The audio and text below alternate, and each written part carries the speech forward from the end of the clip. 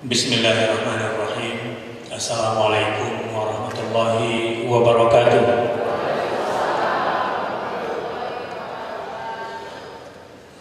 Bapak dan Ibu masih semangat? Yang pasti lebarannya tinggal sedikit atau sudah habis?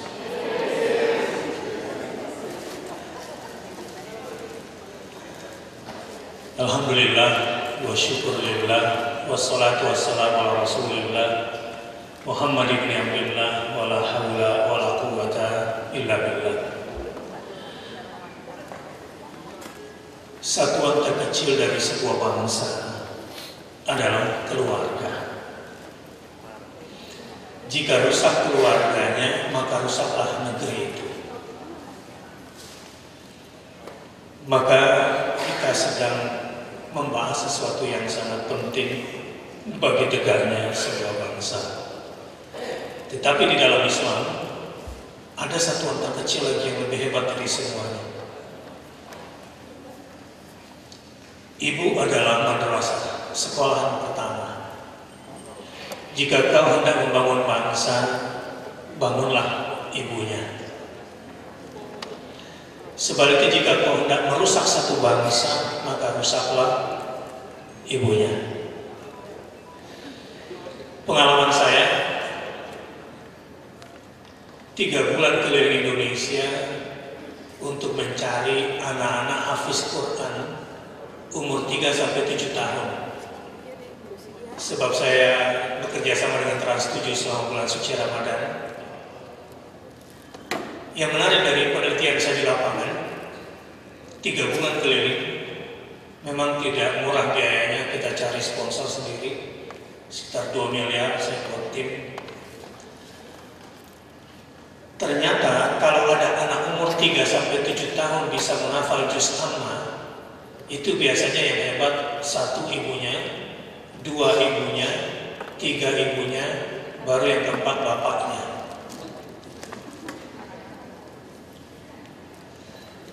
Di Samarinda, teman saya, seorang kiai, sempat teriak di masjid,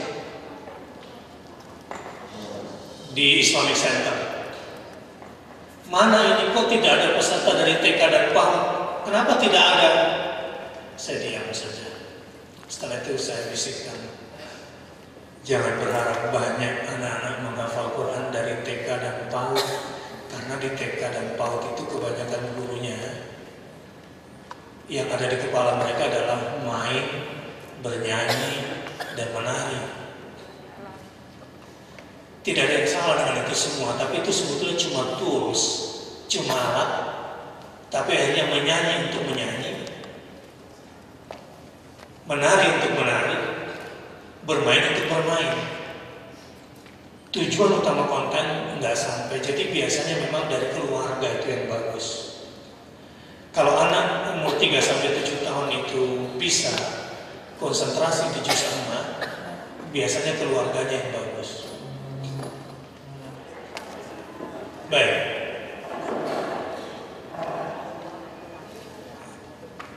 Bapak-bapak, ibu-ibu, bagus sekali kalau satu hari kita sering duduk sama anak-anak, bikin rencana bagaimana caranya supaya satu keluarga masuk surga semua.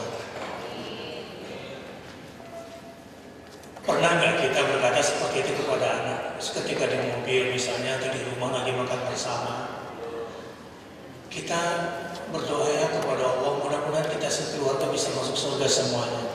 Ya, yuk. Pertanyaannya gimana? Bagaimana caranya supaya satu keluarga masuk surga semua? Tentu kita memulai dari hal-hal yang bersifat sederhana dan praktis supaya keluarga itu punya visi bersama itu masuk surga. Ini penting. Lee Kuan Yew di Singapura, ketika Singapura masih miskin, itu Lee Kuan Yew pernah dan sering mendapatkan orang-orang Singapura itu mati di pinggir hutan, mati di tengah jalan karena kelaparan. Sampai satu hari dia pergi ke Swedia, difotolah laut yang bersih, kota yang modern, rumah yang bagus, lingkungan yang tertata rapi. Pulang dia cetak foto itu di sebuah kartu pos. Kartu pos kemudian dikirimkan ke seluruh keluarga. Ketika milenium, usia Singapura sudah 30 tahun, dia mengatakan kita sudah sampai. Jadi rakyatnya itu mudah diajak maju karena sudah dikasih gambaran di kepalanya. Jadi presidennya itu sudah memberikan sebuah ilustrasi yang mudah diserap di benak oleh rakyatnya. Jadi bukan cuma kampanye, ngabisin uang negara begitu, baru kemudian programnya nggak jelas. Beliau tinggal kirim kartu pos ke seluruh keluarga, masing-masing keluarga kemudian melihat gambar apa yang dimaksud oleh presidennya. Sekarang kembali kepada keluarga. Anak-anak kita itu, ya kalau nggak TV, ya gadget. Cium-ciuman di pinggir jalan, yang bukan mahram, dianggap sesuatu yang biasa dalam film. Sinetron kita apa isinya? Anak dididik jadi Cinderella, pokoknya yang cantik, nanti besarnya jadi istri pangeran gitu. Dengan semua kamuflasenya. Dan yang mengerikan sekarang, itu kemarin kita sudah serang balik agar Gramedia menuntut Alex Media menarik bukunya tentang why puberty. Anak SMP SMA itu sudah diajarin harus menerima keberadaan lesbian, gay, bisex, dan transgender. Dan MUI kaget ternyata undang-undang LGBT ini sudah ketok palu. Betapa besar tantangan harus kita hadapi kembali. Pertanyaannya bagaimana supaya satu keluarga bisa masuk surga semuanya? A'udzu billahi minasyaitonir rajim. Fa aqbala ba'dhum 'ala ba'dhin yatasaalun. Biasanya saya menggambarkan cerita supaya mudah kepada anak-anak dan bersemangat untuk masuk surga satu keluarga. Cerita itu tentu nggak bisa ngarang, harus pakai sumbernya harus valid. Nah persoalannya, masyarakat di Indonesia dalam membangun keluarga itu apa sumbernya? Khususnya yang Muslim ini.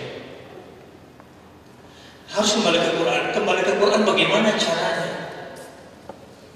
Ya harus dibacakan satu ayat satu hari ke anak. Dibacakan satu hadis, kalau tidak, ya tidak ada data, cuma back to Quran, cinta Quran, tapi nggak back, nggak cinta-cinta. Dibacakan satu ayat. Ayat yang kemudian juga harus digambarkan oleh orang tua dengan mudah. Contohnya, nanti di surga, para penduduk surga itu tiba-tiba duduk berhadapan dan bercengkrama satu sama lain, dan mereka punya satu pertanyaan yang sama. Bagaimana ceritanya kok kamu sekeluarga bisa masuk surga semua? Gimana ceritanya kok kamu bisa masuk surga? Ternyata digambarkan di dalam Al-Quran. Ya tasa'alun. Dan ternyata Al-Quran juga memberikan bocoran gambaran bahwa umumnya para penduduk surga yang bisa masuk keluarga satu keluarga itu qalu inna kunna fi ahlina inna kunna qablu fi ahlina musyfiqin. Dulu kami di dalam rumah tangga kami saling mengingatkan agar keluarga kita jangan sampai masuk neraka. Jangan sampai keluarga kita tersentuh oleh siksa neraka. Itulah karenanya di dalam Al-Quran visi berumah tangga itu. Qu anfusakum wa ahlikum nara. Itu visi besarnya. Peliharalah dirimu dan keluarga dari siksa api neraka.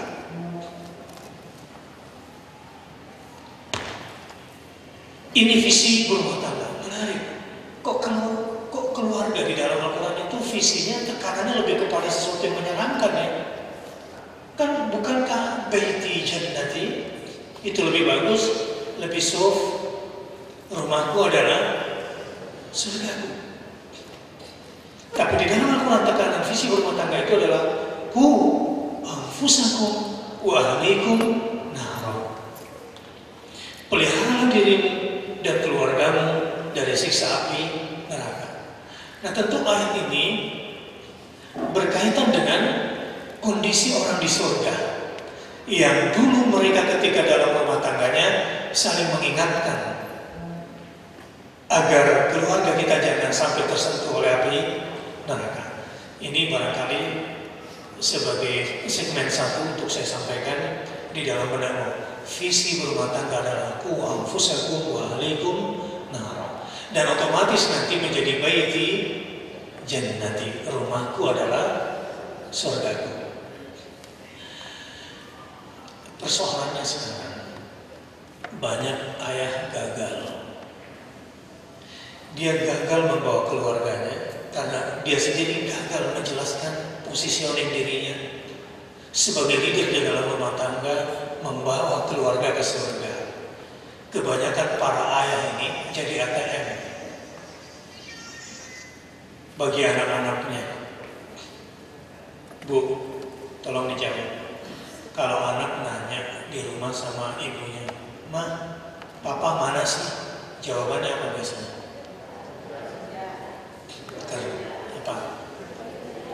Kerja. Yang kedua jawabannya apa? Cari duit. Ini survei.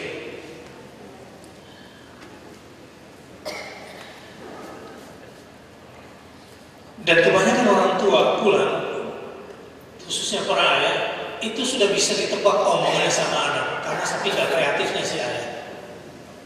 Udah belajar? Udah sholat? Tidur? Ayo bangun. Ayo cepat mandi. Anak sudah hafal semua omongan bapaknya yang gak kreatif ini.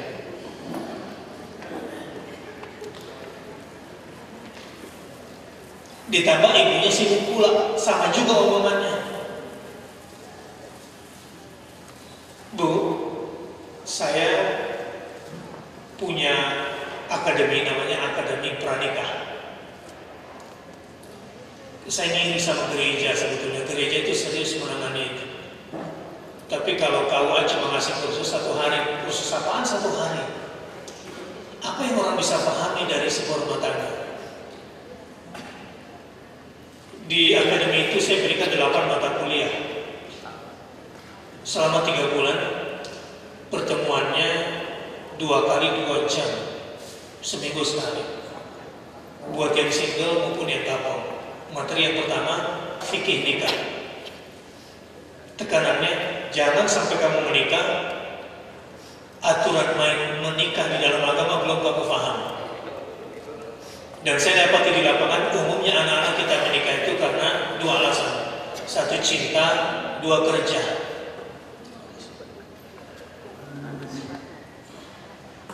Begitu kan? Cinta gak? Cinta. 2, udah kerja belum? Udah, bungkus.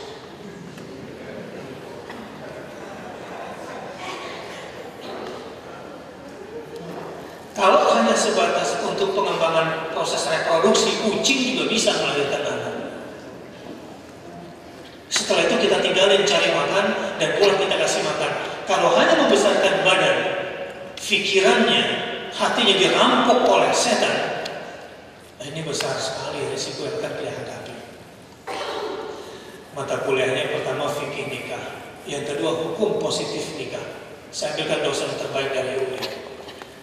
Kesehatan reproduksi, saya minta Profesor Wahyudi, kepala bagian biologi di UI.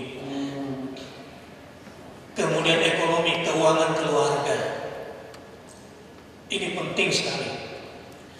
Ini perceraian yang paling tinggi katanya penyebabnya adalah faktor ekonomi, bukan matre. Dan kedua, tidak mampu memanage keuangan keluarga. Yang namanya keuangan rumah tangga itu, sedikit kurang, banyak gak cukup. Yang namanya uang di rumah itu sedikit kurang, kalau banyak gak cukup. Karenanya kalau dibuat angket, apa yang paling tidak disukai oleh ibu-ibu dari suaminya adalah yang pertama, pelit. 2, egois, 3 kasar, dan seterusnya. Hampir hafal saya Pak, karena banyak sering dapat curhatan dari ibu. Hukum positif nikah, yang keuangan keluarga, kesehatan reproduksi, anak itu perlu psikologi. Banyak anak-anak laki-laki tidak dididik mengenal psikologi perempuan, dan perempuan tidak mengenal psikologi laki-laki. Usia puluhan tahun menikah, tapi terus benci pada pasangannya. Pernikahan dipertahankan hanya gara-gara anak. Betapa menderitanya keluarga seperti ini. Kita didik juga survival. Karena biasanya usia rentan pernikahan itu usia 1-5 tahun. Perceraian tinggi pada usia ini. 70% perceraian di Indonesia penyebabnya bukan talak, suami yang menalak, bukan. Istri yang minta dilepas, khulu. Ini terutama pasca lahirnya undang-undang kekerasan KDRT itu. Belum disosialisasikan, belum diedukasi, langsung keluarkan undang-undang, langsung perempuan banyak tuntut cerai. Kekerasan verbal lah, kekerasan mental lah, kekerasan macam-macam. Padahal ibu suka yang keras-keras. Yang lain lagi ada kekerasan yang tidak disukai, cuma satu yang disukai ibu-ibu. Ini maaf untuk bercanda sejenak.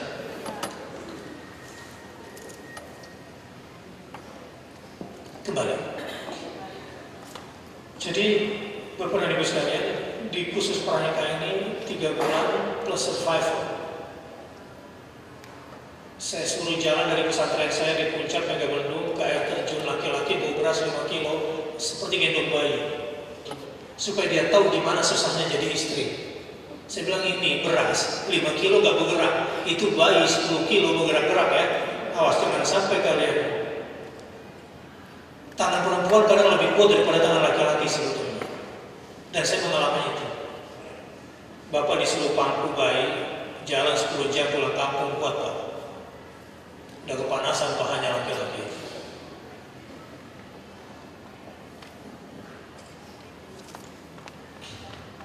Ayah, bagaimana caranya menjadi ayah menurut Al-Quran? Membangun visi keluarga agar masuk surga, dan terbentuklah apa yang namanya baiti jannah. A'udzu billahi minasy syaithanir rajim. Am kuntum syuhada.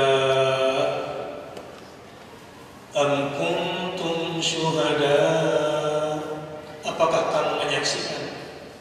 Ini tentu sebuah informasi gaib yang tidak disaksikan oleh Muhammad SAW dan tidak kita saksikan. Sebuah peristiwa besar.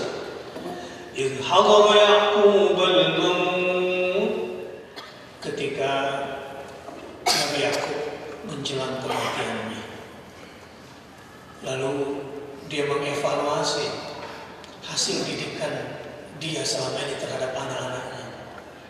Inilah ujian terakhir menjelang kematian. Dia sukses atau tidak sukses menjadi seorang ayah. Dan ini menjadi barometer apakah Anda sukses menjadi ayah ataukah Anda gagal menjadi ayah. Idh qala li bani, ketika dia bertanya kepada anak-anaknya, ma ta'buduna min ba'di. Anak-anakku sekalian, sebelum ayah meninggal dunia, tolong jawab satu soal ujian ayah untuk kalian. Ini biasanya kita serahkan anak kita ke sekolahan. Kalau dia sudah sukses menjawab soal-soal ujian, lalu nilainya tinggi di sekolah, kita orang tua merasa gagal. Bukan, itu mungkin gurunya yang gagal. Orang tua belum tentu sukses. Ma ta'buduna min ba'di, anak-anakku sekalian selepas kematian ayah, siapakah yang akan kalian sembah? Itu pertanyaannya. Itu soal ujiannya. Qalu na'budu ilahak wa ilaha abaik Ibrahim wa Ismail wa Ishaq.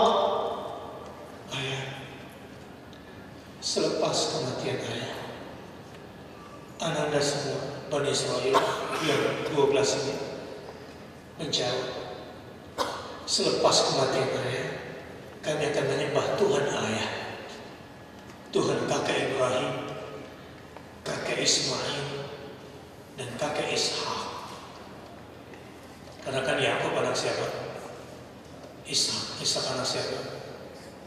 Ibrahim alaihissalam. Sebelum lahir Ishak, siapa dulu putra Ibrahim? Ismail. Menarik sekali para ayah. Banyak ayah-ayah yang kehilangan anak, ayah-ayah yang tidak disukai oleh anaknya. Bukan sekedar perilaku anaknya, ditambah emaknya juga yang ngomong, nah nanti kalau kamu besar jangan kayak bapakmu ya. Gitu. Sejak kecil memang ibu sudah menanamkan kebencian terhadap ayah. Itu sebuah kejahatan sebetulnya, kriminal yang luar biasa. Sebab anak-anak yang kurang asupan ayah, asupan ke ayah yang kurang, sehingga anak lapar ayah. Dalam sebuah konferensi ayah internasional disebutkan, di dunia ini, juga di Indonesia terjadi, banyak anak-anak terserang penyakit father's hunger, lapar ayah. Dan banyak ayah gagal. Udah sibuk di kantor, hari liburnya pun main golf sama teman-temannya. Kapan dia ketemu anak itu? Yang diomongin pun sudah difahami, sehingga kalau ayahnya pulang, anak lebih memilih ada di kamar. Dia pengen agar ayahnya pergi. Ngobrol sama ayah gak lama udah berantem aja bawaannya sama anak. Sementara di dalam ayat tersebut fungsi ayah begitu penting. Saya ingin jelaskan, ada 17 ayat di dalam Al-Quran. 17 ayat di dalam Al-Quran yang menggambarkan dialog antara anak dengan orang tua. 14 ayat dari 17 itu dialog anak dengan ayah, dan hanya 2 ayat saja dialog antara anak dengan ibu. Dan hanya satu ayat yang menjelaskan dialog anak dengan orang tua, tapi tidak diketahui dengan ayah itu dengan ibu. Tadi saya katakan dialog anak dengan ayah berapa kali? 14. Saking pentingnya dialog ayah dengan anak itu. Ini menjelaskan saking jarangnya para ayah berdialog dengan anaknya. Kalau ibu nggak usah dijelasin juga, memang udah ngomong terus bawaannya sama anak. Para ayah ini yang dibutuhkan asupan. Maaf, sedikit saya cerita tentang si Olga yang sekarang sedang sakit. Kita doakan mudah-mudahan dia cepat sembuh. Cuma saya memang dia diekspos ya karena lelaki agak KW gitu. Dan saya bermain di dunia televisi. Memang ada misi di Indonesia ini membancikan generasi mudanya, sehingga yang dipilih menjadi pemenang mendapatkan award yang laku itu yang rada-rada banci.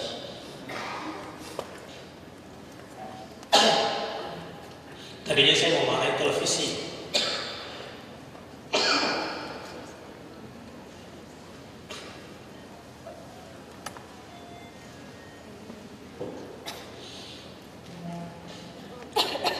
ternyata kalau si Olga gak muncul, rating acara itu turun karena penggemarnya banyak yang suka banci-bancian itu. Usut punya usut. Kenapa anak laki-laki rada kebanci-bancian? Karena kurang asupan keayahan dari ayahnya.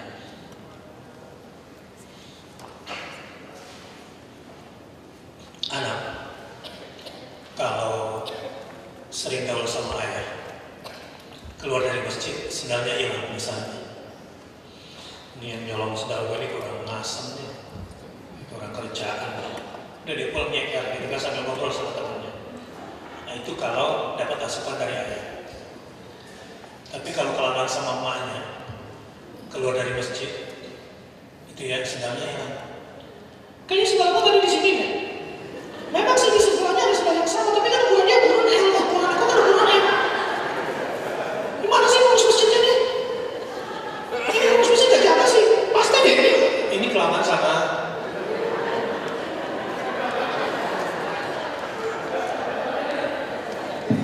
Gara-gara emaknya sering bilang, jangan kayak bapakmu ya. Akhirnya dia memilih kayak emaknya. Gimana Bu? Perlu gak anak-anak ini bergaul sama ayah? Apa yang harus ditanamkan oleh seorang ayah? Qalu na'budu ilahak wa ilaha abaik Ibrahim wa Ismail wa Ishaq. Begitu bangganya anak sama si ayah. Pak, banyak gak anak-anak yang gak bangga sama bapaknya? Banyak gak? Kasihan banget bapak yang kayak gitu. Udah kerja capek-capek, anaknya pun tidak suka sama bapaknya, diam-diam. Baik, ayah yang sukses adalah ayah yang berhasil menanamkan kepada anaknya untuk menyembah Tuhan yang satu. Itu konsep rumah tangga di dalam Al-Quran. Itu nomor satu.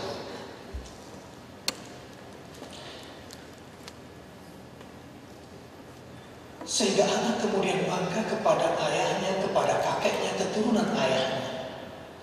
Bukan karena masalah keturunan suku, bukan. Tetapi lebih karena ada values, ada nilai rasa bertuhan yang ditanamkan.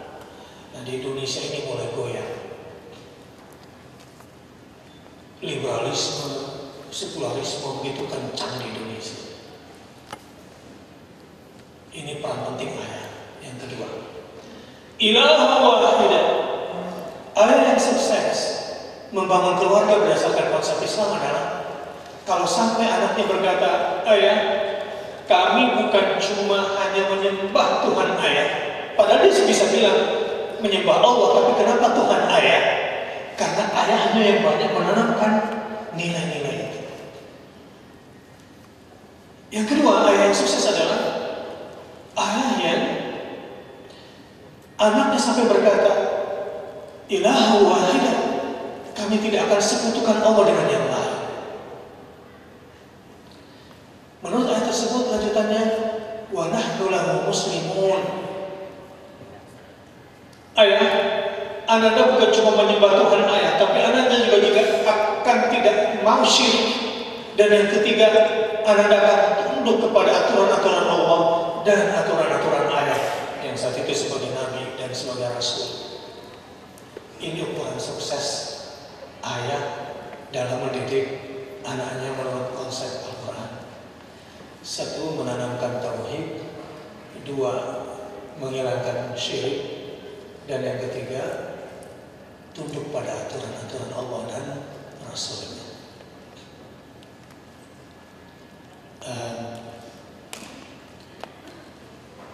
Anak saya sebetulnya sejak SMA saya sudah siapkan di Madinah. Saya telepon sahabat saya, Syekh di sana sudah siapkan rumah.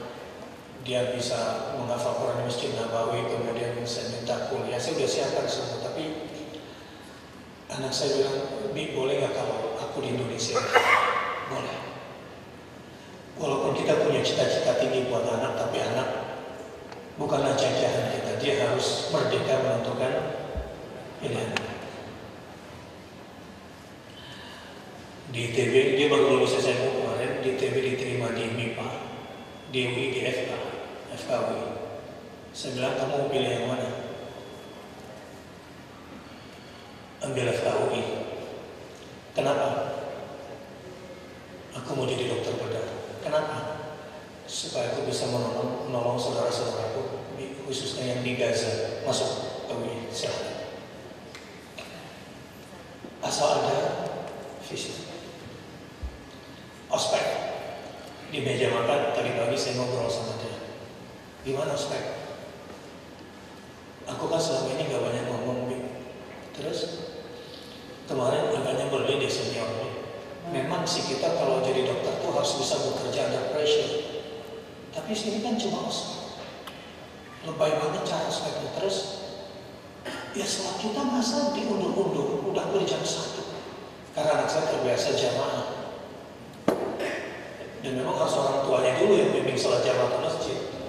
Kalau bapaknya kagak ke masjid, mana mungkin. Paling enak itu, jadi ayah itu kalau bisa gandeng anak sholat subuh ke masjid bareng, anak laki-laki, enak banget. Sesuatu yang paling indah. Gimana ceritanya? Kita udah dilambat sholat, baru dibatasi lagi, katanya cuma 10 menit. Karena dia punya kebiasaan ada zikir sendiri, kemudian dia ingin berpanjang-panjang dalam doa. Terus kamu bilang, ya aku tanding aja, aku sholat dulu, kemudian berdoa, baru kemudian aku angkat tangan. Kamu bilang apa? Ya aku bilang aja panjang, ini bagus, disiplinnya bagus, tapi satu hal yang saya tidak setuju. Anda telah mengurangi jam perjumpaan saya dengan Allah Subhanahu wa Ta'ala. Kak, demi Allah saya tidak takut sama dengan kakak-kakak yang ada di sini. Saya cuma takut kepada Allah Subhanahu wa Ta'ala. Itu senior semua dia, tapi seniornya belum tahu kalau dia anak saya. Saya bilang kamu gak usah ngomong.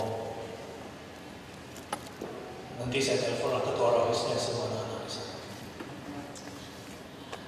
Terus apa kejadiannya? Jadi bukan disiksa sama senior, malah senior datang dan kemudian minta maaf dan kemudian terima kasih, kemudian di lobi ini dan itu. Bapak dan Ibu, ini sedikit saja. Memang kita harus menanamkan keberpihakan anak kepada Allah dulu dan aturan-aturannya. Setelah itu mau dilepas di mana pun, saya kecewa anak saya tidak memilih apa yang saya inginkan karena dia harus menjadi dia. Tugas kita sebagai orang tua seperti Ibu Sultan. Anak kita adalah anak panah. Terserah kemana Allah arahkan anak kita. Yang nomor 2, kemarin saya kirimkan BBM. Saya punya grup BlackBerry, grup khusus keluarga inti. Karena banyak orang yang gak punya grup. Grupnya banyak tapi keluarganya gak ada.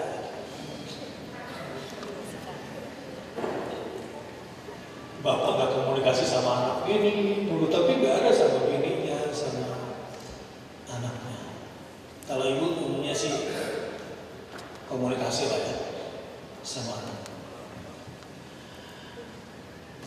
Mau titip apa nih? Jawabnya ya terserah api lah, yang penting bermanfaat dunia akhirat. Gara-gara itu, demi Allah, kemarin dari Istanbul saya ke Turki. Karena tersentuhnya dengan permintaan anak saya terlambat dari Singapura ke Jakarta.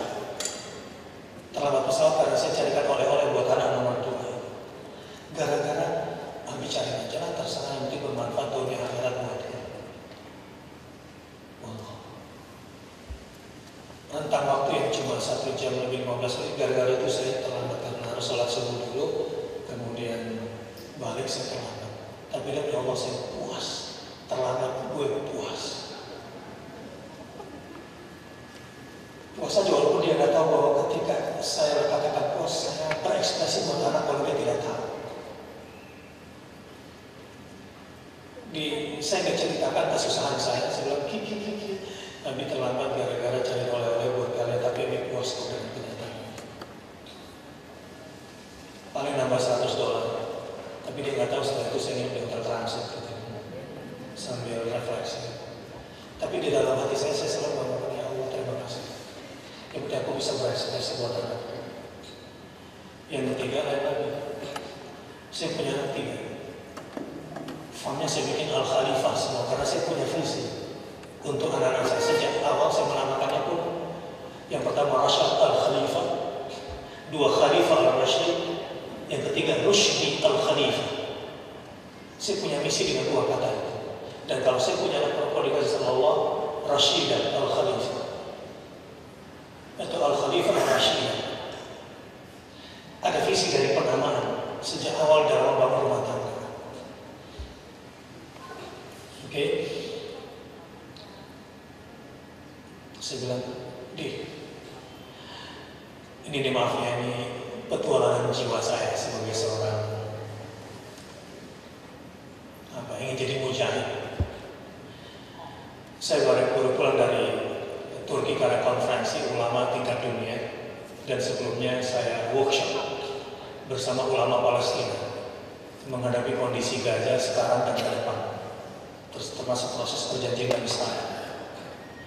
Sebelum berangkat saya bilang sama anak saya di mobilnya ketiga, ini anak bapaknya, kalau kemana-mana pokoknya cita-cita ini kayak bapaknya.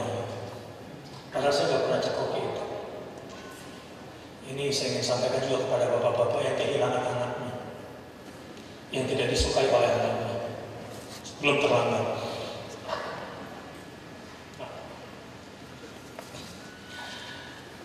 Abi nggak tega deh sama anak-anak Gaza yang dibantai Israel. Abi juga kasihan dengan apa yang terjadi di Suriah. Aldi izinkan nggak kalau Abi masuk ke dalam bertemu dengan para tokoh? Apa kata anak saya? Dia sambil main di iPad. Abi, urusin di Indonesia aja. Nanti kalau urusan yang siap perang di lapangan, bentar lagi itu gede, aku aja deh. Ibu, satu hal yang ibu perlu tahu ya, supaya tidak menanamkan kebencian anak kepada ayahnya. Begini. Nabi Ibrahim itu, falamma balagha ma'ahu as-sa'y, ketika anak laki-lakinya bernama Ismail sudah sampai pada usia bisa membantu ayahnya. Lihat, falamma balagha ma'ahu as-sa'y. Ini ibu harus tahu psikologi ayah. Hal yang paling membanggakan bagi ayah dari seorang anak adalah kalau anaknya sudah bisa membantu pekerjaan ayahnya. Betul Pak? Senang gak Pak? Anak yang nyetirin bapak ke kantor misalnya, anak yang kemudian ambilin tas, ya, ketika bapak pulang kemudian dia yang ambilkan jasnya. Apalagi kalau sudah bisa memantau pekerjaan-pekerjaan kantor gitu, atau pulang atau teleponan, tolong carikan data ini di rumah bapak sebentar lagi. Saya sering melakukan itu. Itu sesuatu yang paling nikmat bagi seorang ayah. Dan pada usia itu Ibrahim diperintahkan untuk menyembelih anaknya sekali lagi. Padahal dulu waktu masih bayi, Ibrahim sudah lulus, dan itu pekerjaan yang paling berat bagi Ibrahim. Umur 90 tahun, istrinya Ibrahim alaihissalam, istrinya maksud saya, belum dikaruniai anak. Ketika dapat anak kemudian disuruh sembelih, ini bukan sesuatu yang ringan. Nah, ketika anak yang pada usia sudah bisa membantu ayahnya disuruh sembelih. Maksud saya waktu masih bayi disuruh berpisah ya, meninggalkan anaknya. Sekarang sesudah besar disuruh, itu sesuatu yang berat. Maksudnya begini, usia yang paling membanggakan dari seorang ayah dari anaknya adalah kalau anaknya sudah bisa membantu pekerjaan.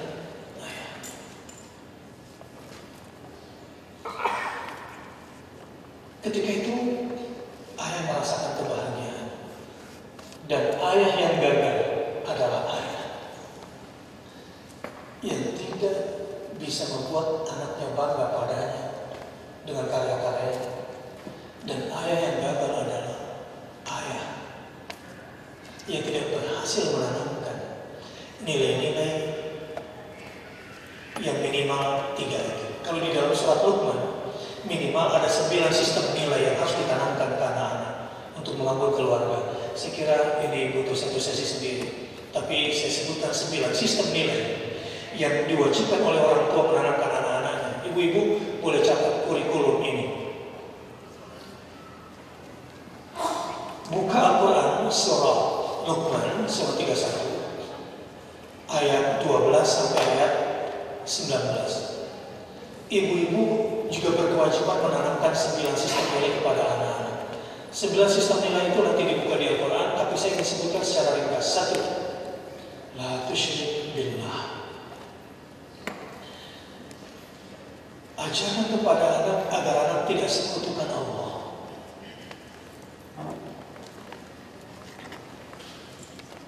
Yang kedua, birrul walidain. Sistem nilai kedua, kalau ingin membangun keluarga yang kuat, ajarkan anak sistem nilai birrul walidain, berbakti kepada kedua orang tua. Yang ketiga, muraqabatullah, merasa diawasi Allah, merasa dalam pengawasan Allah. Yang keempat, salat. Perintahkan anak untuk salat. Lihat, di dalam ayat ini salat itu nomor 4. Kalau nggak bagus, muraqabatullah, merasa pengawasan Allah yang nggak bagus, berbakti kepada orang tuanya nggak bagus, syiriknya masih ada, salatnya biasanya kacau anak ini, susah disuruh salat. Tadi Pak Sekjen bilang, kenapa anak saya tidak merokok? Ya karena saya tidak merokok, itu cara paling efektif. Kenapa anak tidak ke masjid? Ya karena ayahnya ya nggak ke masjid. Teman sepantren saya, teman pesantren di Gontor dulu, kemarin curhat ke saya. Anak gue udah ngerokok orang SMP. Gimana gak ngerokok? Lu bapaknya ngerokok di depan dia. Lu nyuruh dia pergi untuk ngerokok, lu minta motor lagi udah ngetrek-ngetrek. Ya gimana kelakuan lu kayak begitu dia tua? Kembali. Setelah salat, ajarkan kepada anak ilmu yang kelima, ilmu sabar. Amar ma'ruf nahi munkar. Yang kelima, amar ma'ruf nahi munkar. Kenapa amar ma'ruf nahi munkar yang kelima? Biasanya kan ayat Quran itu wa aqimus sholata wa atuz. Biasanya kan gitu. Buktikan sholatmu dengan zakat, itu maknanya. Jadi jangan ngaku tahajud semalam berlama-lama, tapi kalau kenceleng masjidnya isinya peletok. Ya memang segitu kualitas salatnya, recehan. Untuk anak-anak yang belum bekerja, apa barometer anak-anak bahwa dia sudah sholat adalah amar ma'ruf nahi munkar, berani mengajak kepada kebaikan dan melarang dari kemungkaran.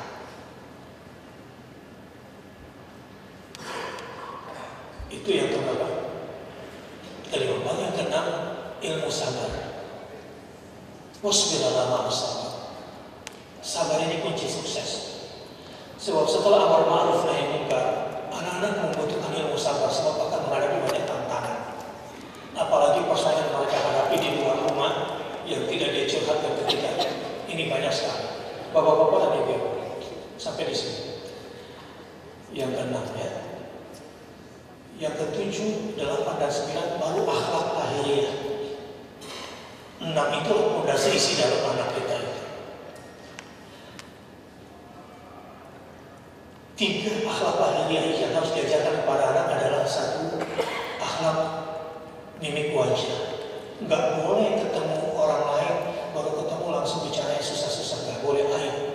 Bicara masalah, bisa bicara penyakit, nggak boleh. Harus dimulai dengan basyasyatul wajah, gembira. Apa kabar? Berita baik apa yang harus kita sampaikan? Kemudian yang ke-8, akhlak gestur tubuh. Anak harus mengerti sentuhan wajar, sentuhan tidak wajar pada tubuhnya, tatapan wajar dan tatapan tidak wajar. Ini masalah LGBT, masalah sodomi. Anak-anak kita ini perlu diajarkan ini. Sentuhan halal dan haram. Cipika-cipiki misalnya, kalau orang tuanya terbiasa, ibu, istri bukan dengan mahramnya lakukan itu, ya anak juga akan melakukan itu. Lama-lama pembenaran-pembenaran yang lain akan terjadi. Baru yang ke-8, yang ke-9 ya, yang terakhir, akhlak berkomunikasi, pola komunikasi. Itu ada 9 pola komunikasi di dalam Al-Quran. Saya ingin kembali. Kembali sedikit menekankan 9 sistem nilai ini, diantaranya begini. Tim saya melakukan penelitian di Sevel, Tebet. Di Sevel, Tebet. Jadi Sevel sekarang menjadi tempat nongkrong anak-anak. Banyak orang tua nggak paham ini. Terutama anak-anak yang kehilangan orang tuanya, kehilangan komunikasi dengan ayahnya. Terutama anak-anak yang sering diomeli dengan kata-kata kasar, bahkan menyebutkan kata binatang kepada anaknya. Itu sangat menyakitkan bagi anak. Kamu nih ya, kalau makan kayak kucing aja deh. Ambil makanan langsung minggir di tepi pojok rumah. Gak boleh ngomong kayak gitu. Sakit anak itu. Ini saya bisa berjalan dapat curhatan anak-anak yang sakit. Setelah acara di TV itu tiba-tiba Twitter saya, Facebook saya itu banyak anak kecil yang masuk. Abi, ayah, adikku jadi ayahku. Abi mau nggak jadi ayahku saja? Saya bingung, ada apa ini, fenomena apa di Facebook sama dia. Saya kira dia anak gak punya ayah, ternyata punya. Dan ketika saya nggak layani, dia marah. Kenapa sih ayah tidak melayani aku? Saya ngobrol sama teman. Ada apa ini? Kenapa Facebook saya begini? Kenapa Twitter saya begini? Ustaz, di Indonesia ini banyak anak lapar ayah.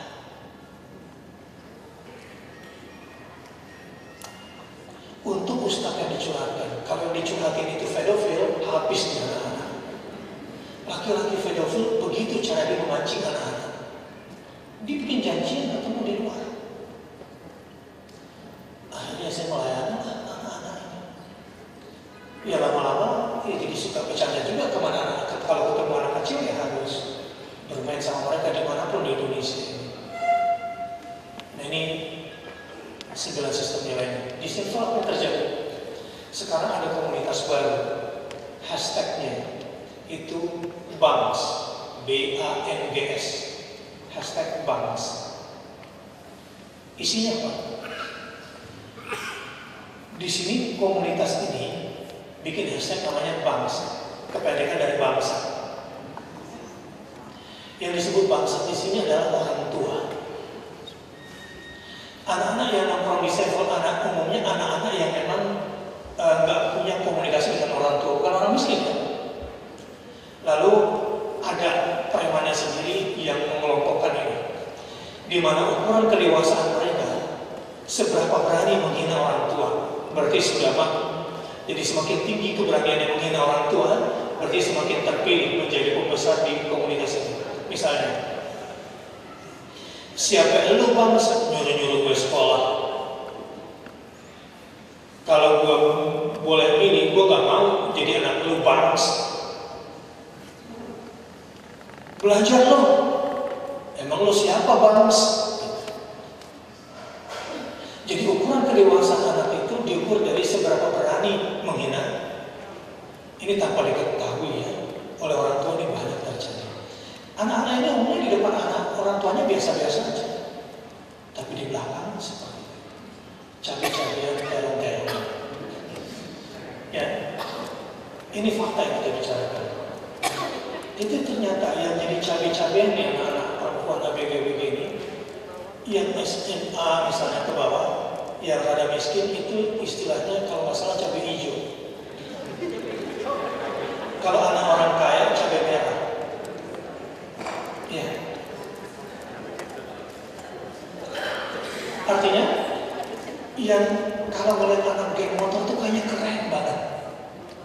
Sehingga kalau digonceng sama anak-anak yang suka nge-trap, itu anak dia tuh sebagai seorang gadis bangga. Dan lebih bangga lagi kalau dijadikan trofi pemenang geng mana pemenang motor pada malam hari. Dia bangga untuk digonceng sama pemenang itu. Ini yang cabai merah, cabai hijau. Yang cabai merah, dia yang modalin cowoknya. Dia bawa mobil dari rumahnya, dia bawa motor dari rumahnya, ini cewek. Cewek ini yang modalin anak-anak terong-terong itu.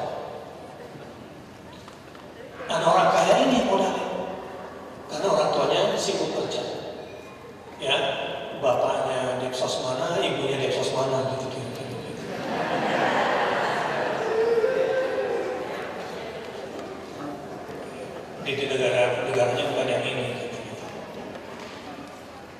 Sibuk semua dengan pekerjaan. Nah ini kejadian yang apa?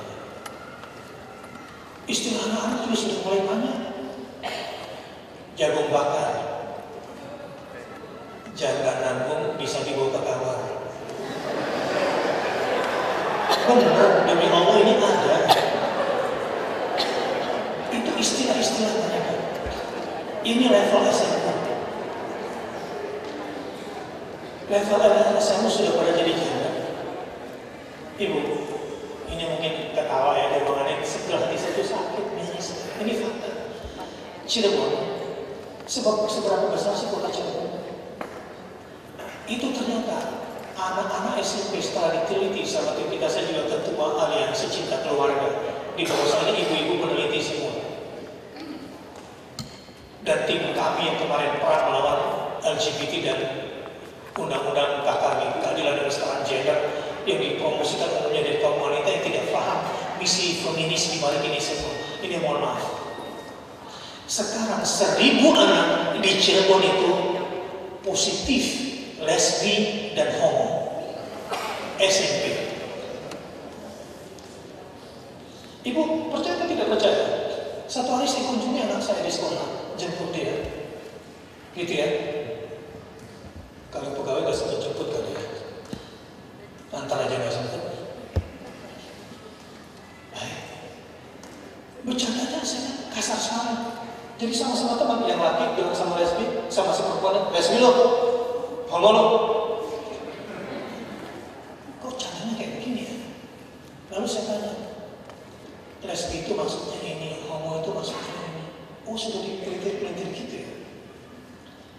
Jadi kita yang semua sibuk dengan karir, kita yang semua sedang sibuk dengan pekerjaan, kadang tidak tahu anak kita sudah tak ambil, sudah terampas. Kita besarkan badannya, tapi hati dan pikirannya dirampok, diluas.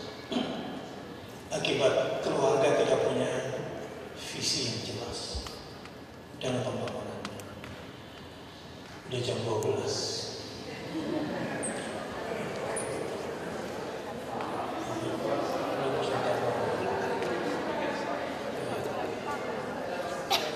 Ya, karena ada makan siang, saya takut ibu-ibu, bapak-bapak masih angin. Paling enggak ini sedikit masukan. Namun buat kita suami istri, ya, di dalam Al-Quran dijelaskan, wa in karihtumuhunna fa asa ay yaj'alallahu fihinna khairan katsira. Para suami, kalau satu hari kamu bersabar terhadap sesuatu yang menjengkelkan dari istrimu, maka percayalah setelah itu Allah akan berikan kepadamu kebaikan yang banyak buat kamu. Sabar dan banyak. Saya ditelepon oleh, ini maaf ya, petinggi di departemen. Assalamualaikum Ustaz. Ya, waalaikumsalam. Ustaz kan merobis saya, pembimbing saya. Iya, kenapa? Daripada saya bersinar, nikahkan saya Ustaz. Hah?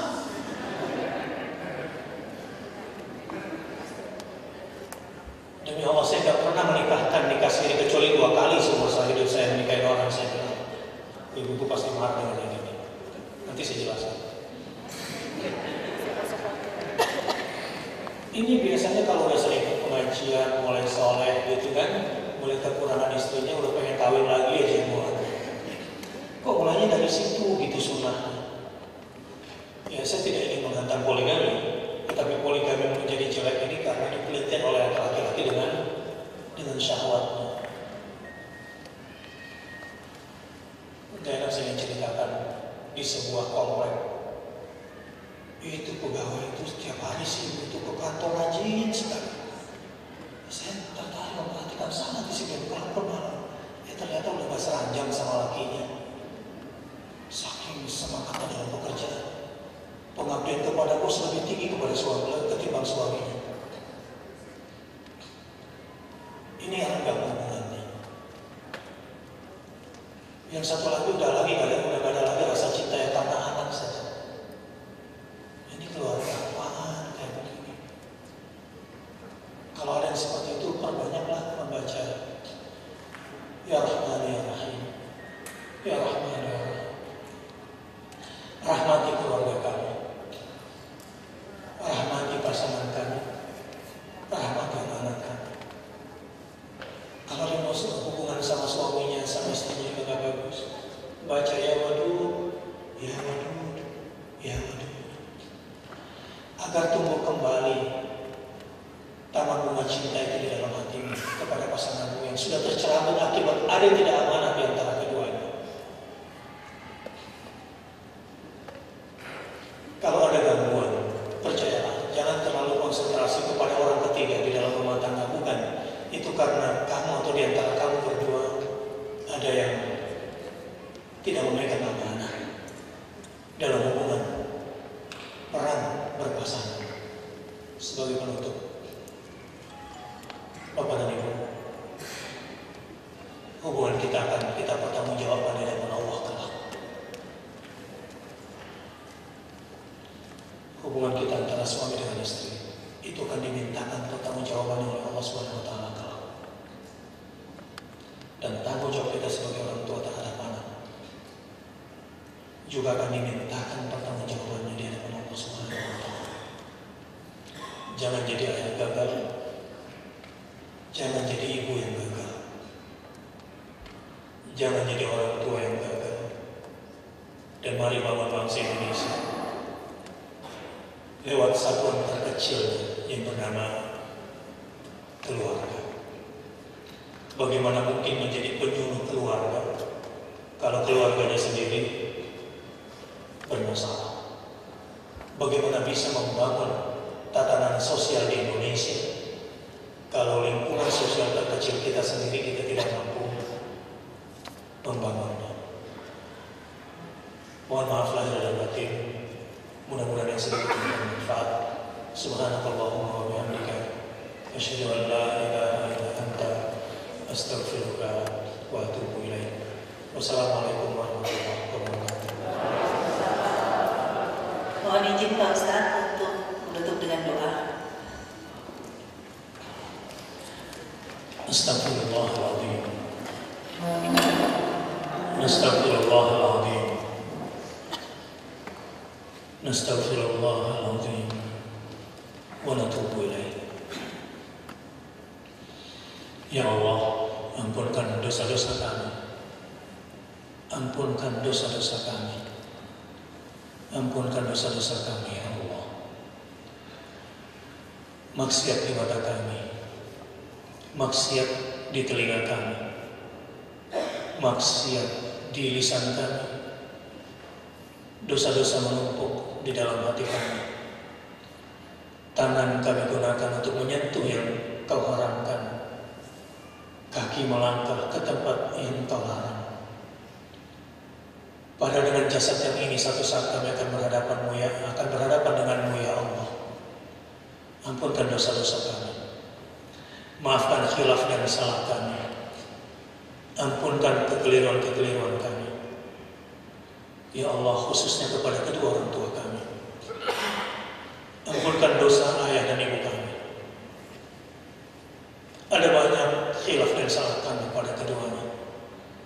Ada banyak kekurang ajaran kami pada kedua orang tua kami. Kami egois, tidak membalas kebaikan-kebaikannya sampai dia kemudian meninggalkan kami di dunia ini. Ada banyak kesalahan kami yang belum kami mohonkan minta maaf dari kedua orang tua kami. Ada kelalaian dalam hidup kami sehingga kami melupakan mengurus kedua orang tua kami. Ya Allah, jika dia sudah tiada, sayangi dan cintailah dia setulus keduanya sayangi dan cintai kami sejak kecil. Jika dia masih hidup, bahagiakanlah, luaskanlah rezekinya, mudahkanlah urusannya, dan jika dia sakit, angkatlah penyakitnya.